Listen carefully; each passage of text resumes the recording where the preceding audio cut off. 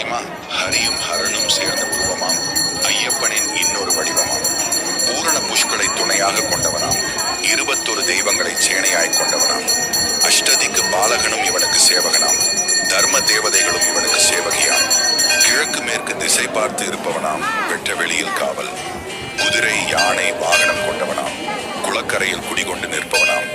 வேட்டை போக சாட்டை எடுப்பவனாம். காவல் நிற்க கத்தி பிடிப்பவனாம். சைவ படையல் மட்டும் கேட்பவனாம். சகல உயிர்க்கும் துணையாய் நிற்பவனாம். வேண்டியவர்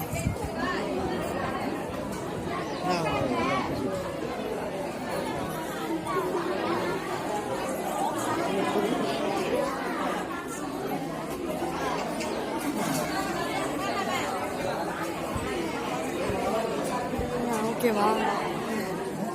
இல்லை அப்படியே